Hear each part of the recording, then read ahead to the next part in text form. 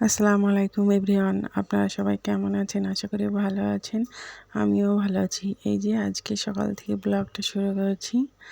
আজকে না আমাদের গাছে অনেক আম পাড়া হয়েছে সবাইকে দেওয়ার জন্য, তাই একটু ক্লিপ নিয়েছি। এই তো আঙ্গুর গাছটা কত বড় হয়ে গেছে। তারপর ভাত রান্না করেছি, পটল ভাজা করেছি, আর এখানে মাটন রান্না করব, তার প্রস্তুতি চলছে। কাঁচা লঙ্কা, পেঁয়াজ, গোটা কয়েক টুকরো রসুন, তারপরে ধনেপাতা কুচি, টমেটো এগুলো দিয়েছি। তারপরে বাটা ঘষা, জিরে, মৌরি, এখানে আলাদা করে চর্বি এগুলো রাখা আছে। এটা ওজনের মানে কষানোর টাইমে দিতে হবে আর কি। এই তো এখানে রসুন বাটা, আদা বাটা, জিরে বাটা, একটু পেঁয়াজ বাটা দেবে অল্প করে, মানে গোটা মানে দেয়া হবে, আবার একটু বাটা দিলে তো ঝোলের স্বাদ হয় আর কি। তারপরে সরিষার তেল দিয়ে পরিমাণ মতো নুন, হলুদ, গোটা গরম মশলা দিয়েছি, 4টে মনে হয় এলাচ, দারচিনি, লং দিয়েছি। দিয়ে ভালোভাবে হাতে মাখিয়ে ঢাকা দিয়ে অল্প আঁচে রান্না করতে হবে, মানে গ্যাস আস্তে দিয়ে রান্না করতে হবে। মাংস থেকে যে জল বেরোবে সেটা দিয়ে সিদ্ধ হয়ে যাবে, সমস্যা নেই। কিন্তু আমি কষিয়েছি, ঝোল করিনি। মাটনের কি স্বাদ, খুব সুন্দর রান্নাটা হয়েছিল, খেয়েছি অবশ্যই। শুকনো লঙ্কা দিয়েছিলাম এখানে একটু রং করার জন্য, কারণ আমি কাঁচা লঙ্কাই ব্যবহার করি সব তরকারিতে, স্বাদ হয়। এই তো আমার ভিডিওগুলো আপনাদের ভালো লেগে থাকলে অবশ্যই সাবস্ক্রাইব, লাইক, কমেন্ট, শেয়ার অবশ্যই করবেন। আরও নতুন নতুন ভিডিও পেতে বেশিরভাগ দেখছি সবাই ভিডিও দেখছে কিন্তু সাবস্ক্রাইব করছে না কেন? আমরা ছোট ইউটিউবার, আমাদের কি যে এইটুকু আশা রাখা যায় না যে ভিডিওটা দেখলে সাবস্ক্রাইব অবশ্যই করবেন আপনারা? সরি, কিছু মনে করবেন, এমনি বললাম, মানে ভিউজ হচ্ছে কিন্তু সাবস্ক্রাইব বাড়ছে না, তাই বলছি।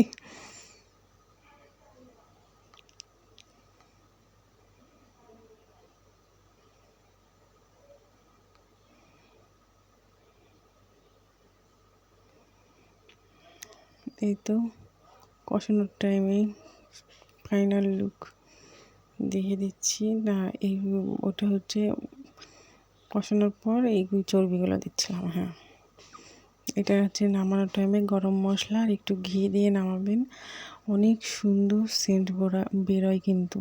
হ্যাঁ, সেটাই করেছিলাম আমি।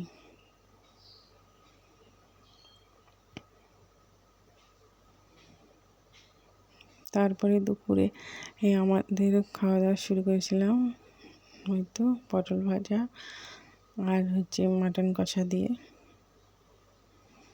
সবাই খেয়েছিল, রান্নাটা আমি করেছিলাম, সবাই বলছিল অনেক সুন্দর হয়েছে, ভালো হয়েছে।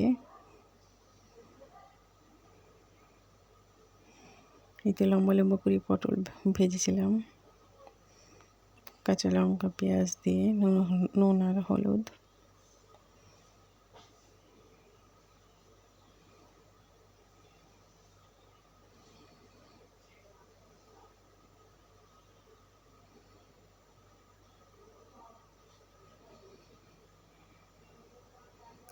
এই তো মাটন কষার লুক ফাইনাল। আমার না মজার বিষয় এখানে একটা, সেটা হচ্ছে আমি মাংস দিয়ে খাচ্ছিলাম, প্রথমে 2 পিস নিয়েছিলাম অবশ্য, বেশি খাইনি।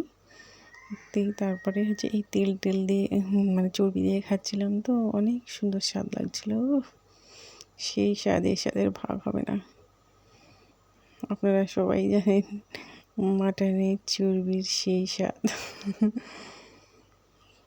খুব সুন্দর স্বাদ ছিল আসলে। ধনেপাতা কুচি দিয়ে মাংস রান্না করলে তো খুব সুন্দর সেন্ট বেরোয়। এখনই জিভে জল আসে, কারণ কালকে রান্না করেছিলাম মাটনটা।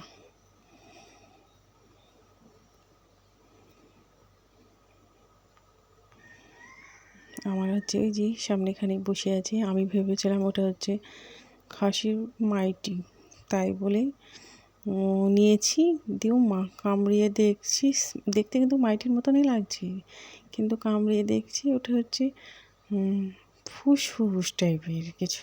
হ্যাঁ ওরকমই, মানে দাঁতে কামড়িয়ে দেখছি, হ্যাঁ ফুসফুস টাইপের। কি মজার বিষয় তাই না? দেখে মনে হচ্ছে মাইটি, অথচ অন্য কিছু, মানে ওরকমই লাগছে দেখে, দেখতে আর কি।